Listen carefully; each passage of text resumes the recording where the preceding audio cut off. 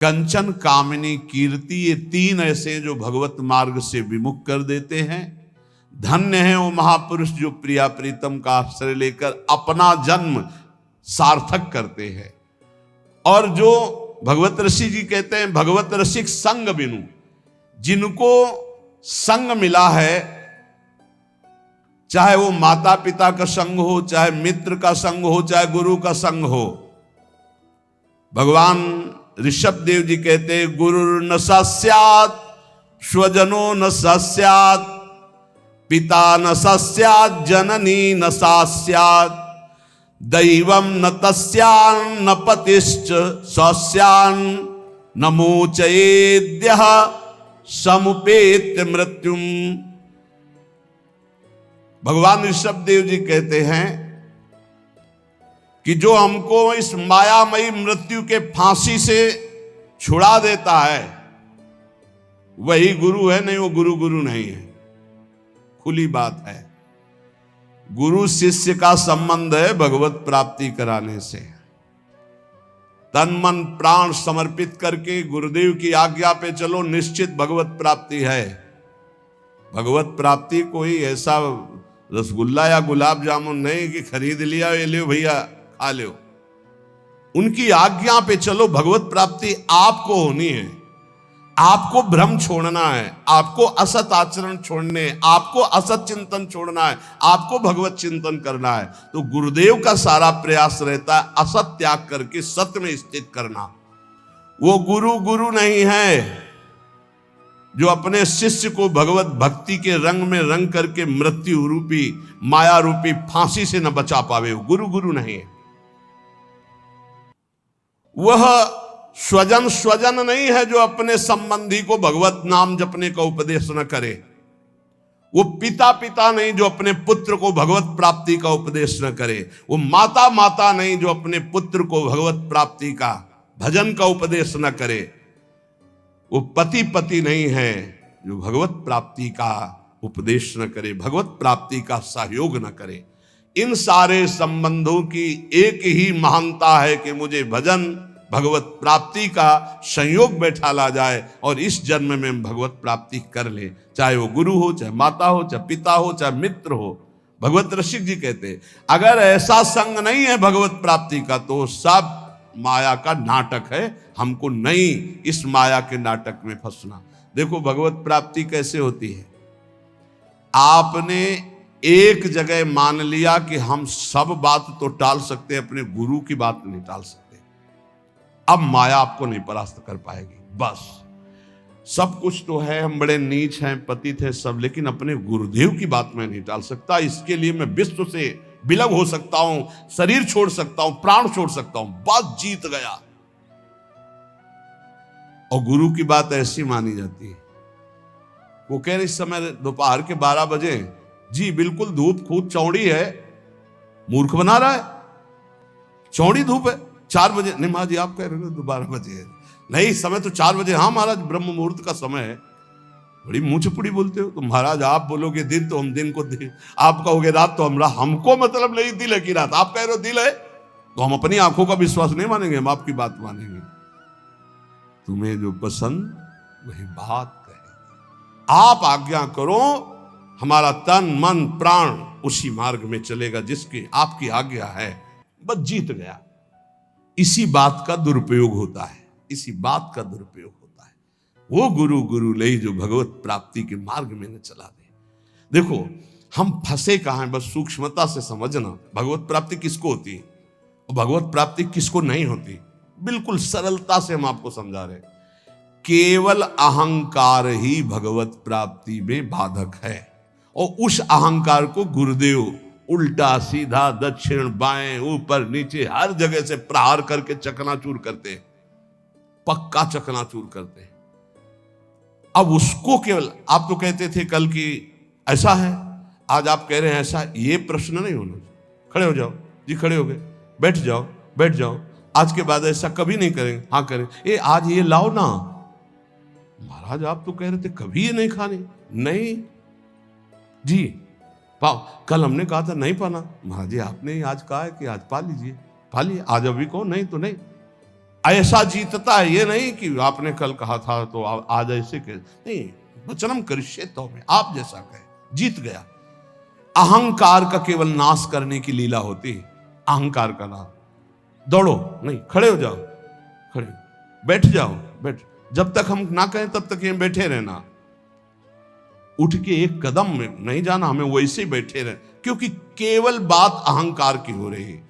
इस अहंकार का मर्दन केवल गुरु कृपा से होता है। और जब देखते ना कि ये तो अहंकार को संभाले हुए, तब फिर वो दुलार करने लगता है। अच्छा, तो ऐसे बहुत घाटा है, गुरुदेव हमें कभी दुलार ना करें, वो सदैव हमारे ऊपर शासन वृत्ति से रहें, उनको कभी ऐसा ना लगने पावे कि अगर हम तो अवहेलना करके हम चले। ये कभी एक साधक कह रहे थे कि हमें सबसे बड़ा दुख तब होता है जब आप विनय पूर्वक कोई बात हमसे कहते हैं, तब लगता है कि आज तक हमारी ऐसी वृत्ति अभी नहीं हो पाई कि गुरुदेव अपना मानकर हमको तू संबोधन करके बात करें। ऐसे बात वो विनय पूर्वक बात करें, मतलब सम्मान पूर्वक। कहीं मेरे अंदर अहंकार है, कहीं मेरी भूख है। बोले बस ये मुझे पसंद नहीं आता जब आप विनय पूर्वक बात, कि मैं आपसे हाथ जोड़कर प्रार्थना करता हूँ आप ऐसा, तब लगता है धिक्कार हमारे जीवन को। अभी तक मेरा अहंकार बकाया रह गया है, अभी तक गुरुदेव अपना नहीं माने, अभी तू कह के संबोधन नहीं करे, रे ऐसा करो। अपनापन तो तब हमें लगता है जब ये विनय हट जाती। विनय तो पर से होती है, नहीं नहीं, अभी अभी गुरुदेव अपना नहीं मान। ये अहंकार की गलित वृत्ति में आता है भाव। अहंकार बहुत, यही भगवत प्राप्ति, सिर्फ भगवत प्राप्ति में मुख्य है अहंकार, और इसी की गुफा में रहते हैं काम क्रोध लोभ आदि। इसी का नाश होता है गुरु कृपा से।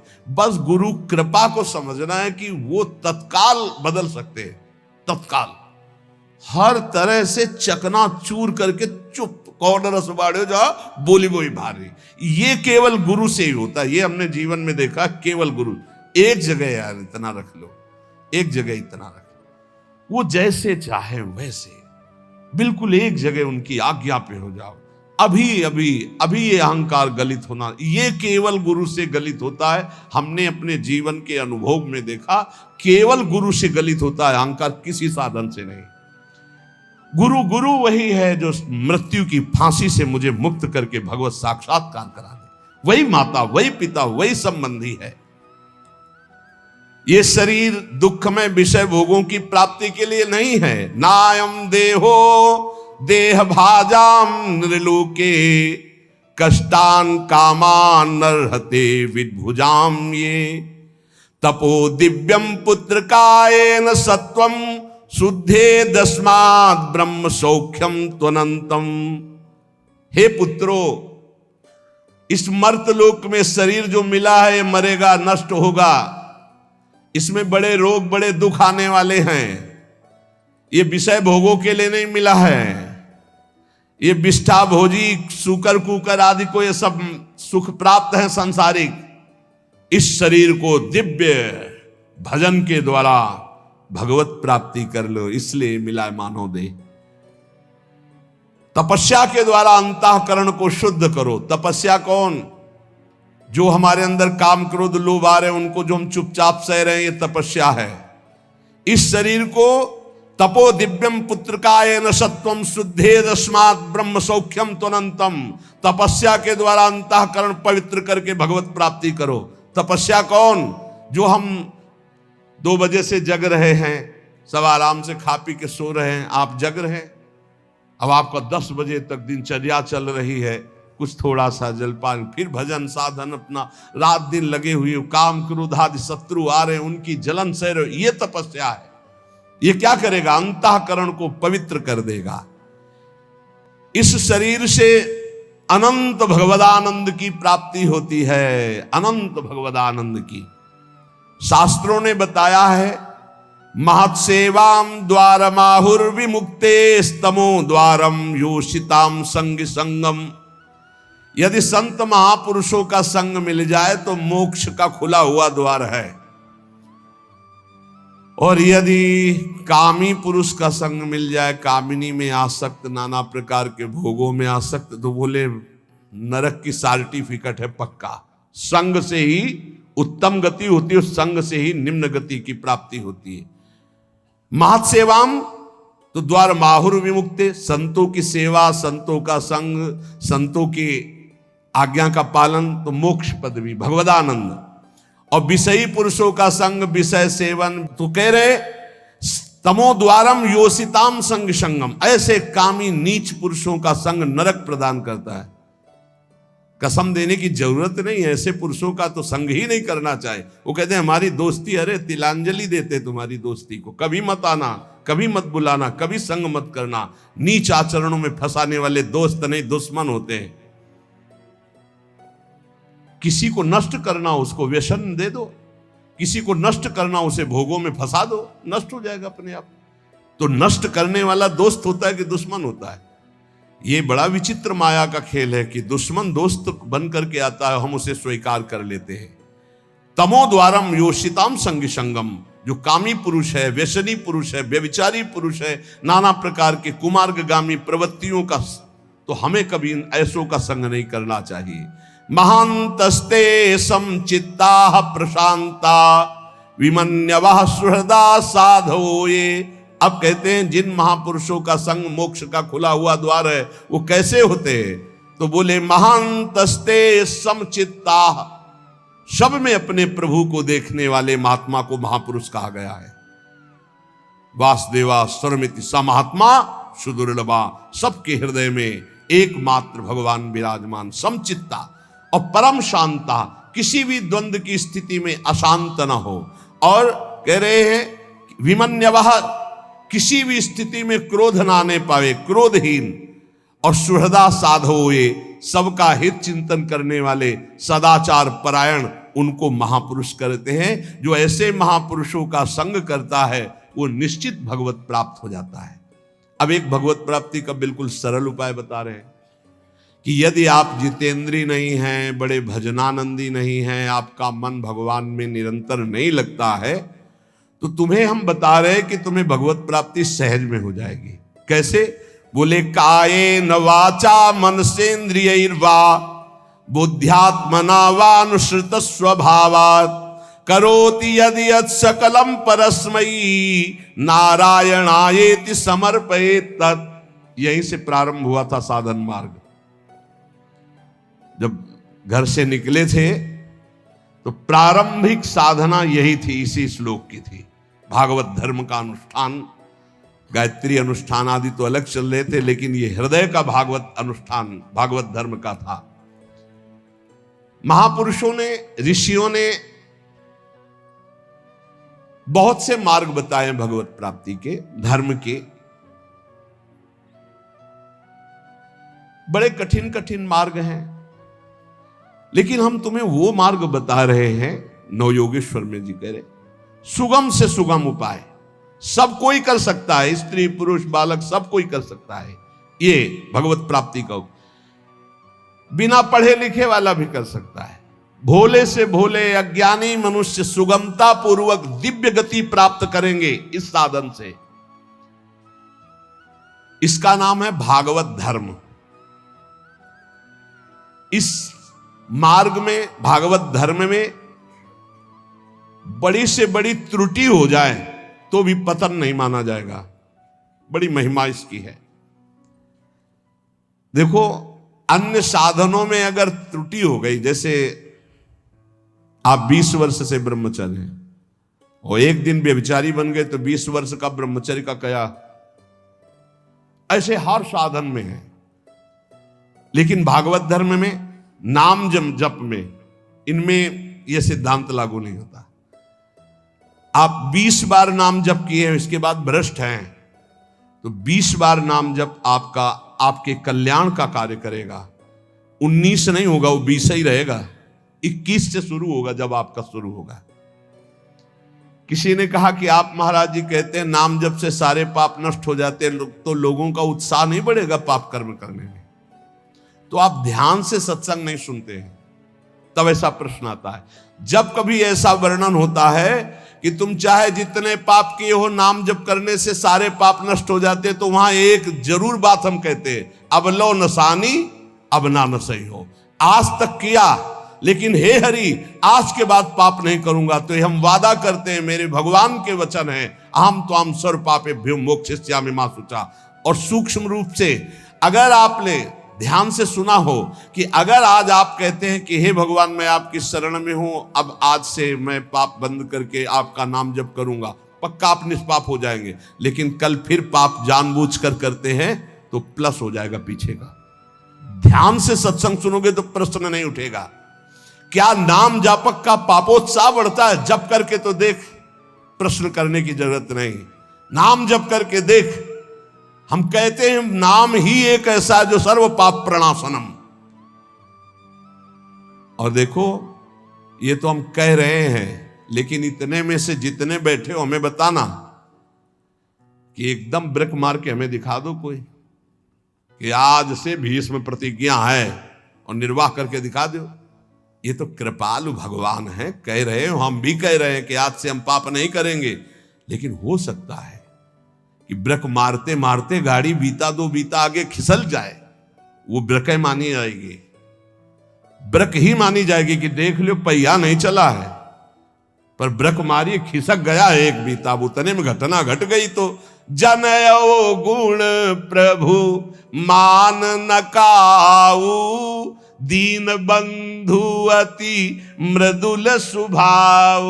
अब मन रहा है विषयी पापात्मा, ब्रेक मारते मारते कोई गलती बन गई तो राहत न प्रभु चित चूक किए की, करत सुरत सय बार हिए। ये उसकी बात कह रहे जिसने ब्रेक मारी पर चूक हो गई, ये उसकी नहीं कह रहे जो सुन के चूक करेगा। उसके लिए फिर नाम के बल से अपराध करने वाले को नामापराध लागू हो जाता है उस पर। कानून कानून है। अब ये जो भागवत धर्म का बोले, इसमें किसी भी निमित्त से प्रमाद हो जाए तो वो कर्तव्य से च्युत नहीं होता। जैसे जीटी रोड बड़ा है, खाली है, आंख मूंद के चलो तो गिरोगे नहीं, बहुत प्लेन जीटी। ऐसे ही ये बिल्कुल जो मार्ग भगवत प्राप्ति का भी बता रहे हैं भागवत धर्म का, बोले इससे आंख बंद करके दौड़ने पर भी कोई गिरेगा नहीं, अर्थात इस मार्ग में पतन है ही नहीं, गिरने का तो कोई सवाल ही नहीं। इसको कहते हैं भागवत धर्म। तो बोले भागवत धर्म करने वाले के लिए नियम नहीं है कि कोई विशेष प्रकार का कर्म करे। बहुत ध्यान से सुनो, वो शरीर से, वाणी से, मन से, इंद्रियों से, बुद्धि से, अहंकार से, अनेक जन्मों अथवा इस जन्म की आदत से, स्वभाव से जो जो करे यत करोषि, वो सब परम पुरुष भगवान नारायण को समर्पित कर दे, बस इसी से भगवत प्राप्ति हो जाएगी। शुरू करो। कई बार चर्चा कर चुके हैं, यही साधन आगे बढ़ाता है। सिद्ध बनने की कोशिश जल्दी मत करो, यहां बल्ली जल्दी सिद्ध हो जाते हैं। अरे क्या समर्पित करना, हम तो समर्पित ही है। सही ढंग से समर्पित हो जाओ तो ये निकलेगा नहीं कि हम समर्पित हैं। वो प्रभु कहेंगे ये मेरा है। हमें क्या कहें, हमें तो सिर्फ इतना कहना है कि हमारे आप हो, बस। समर्पित है कि नहीं वो तो तुम जानो, हम क्या जाने। क्योंकि समर्पण का तो आपको स्वीकृति करनी हो, आप जानो कितना है, हम क्यों कहें। हमारा हर मिनट, हर सेकंड, हर चेष्टा आपके चरणों में समर्पित होगी। अब यहां देखिए, प्रातः से उठो और एक एक घंटा का समर्पण शुरू करो। अभी बहुत जल्दी साधना के सोपान की ऊंचाई पर आ जाओगे आप, पक्का मान लो। लेकिन वही कर पाएगा जिस पर भगवान की कृपा, जो हम कह रहे हैं।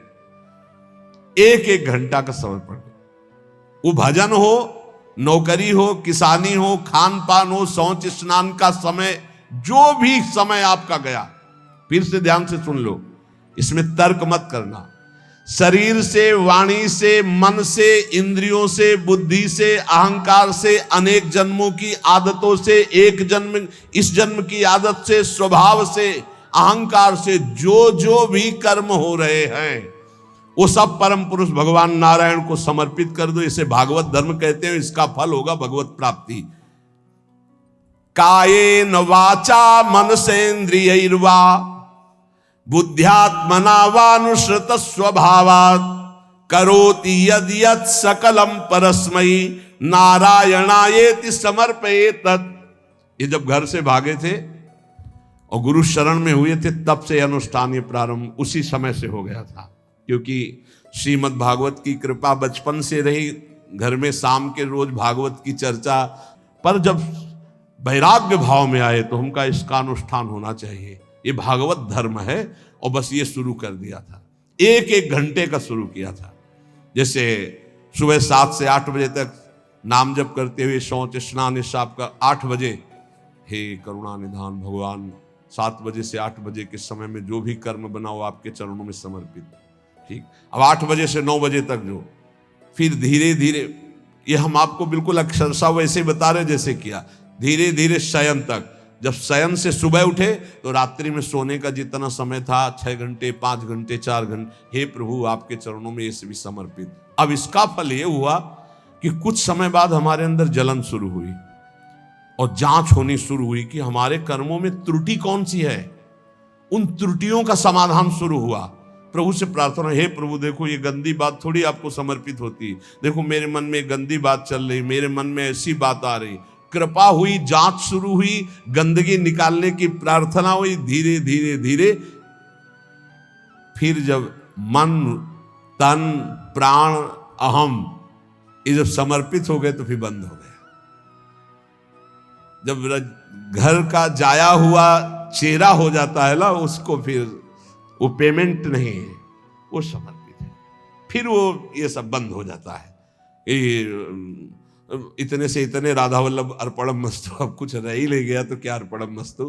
अब तो राधा वल्लभ जी खुद अर्पणम मस्तु हो गए हैं, तो अब क्या अर्पणम मस्तु, राधा वल्लभ जी अर्पणम मस्तु। अब यही राधा वल्लभ जी का ही राज्य है, तो अब अर्पण क्या करना हो, तो बैठे भी सिंहासन पर। ये सिद्ध, वही हम पहले कही कि सिद्ध ही मत झाड़ो। अगर आपकी स्थिति भगवदाकार नहीं है तो आपको ये साधन बहुत बढ़िया है, बहुत बढ़िया। चतुरासी जी का पाठ किया, राधा वल्लभ जी, सेवा की राधा वल्लभ जी कर, रसोई अमन या राधा वल्लभ जी, किसानी की 5 घंटे, भूल गए आप 1 घंटे में, 1 घंटे में कहां देखें, तो 5-6 घंटे में एक बार पूरा थोक में जमा कर दो। 8 घंटे ड्यूटी की, हे प्रभु 7 बजे से गए थे, देखो 8 घंटा ड्यूटी। ये 8 घंटे के समय में जो भी क्रियाएं चेष्टाएं हुई, नाथ आपको समर्पित है। आप इस समर्पण वृत्ति से प्रसन्न हो जाइए और अपनी शुद्ध भक्ति प्रदान कीजिए।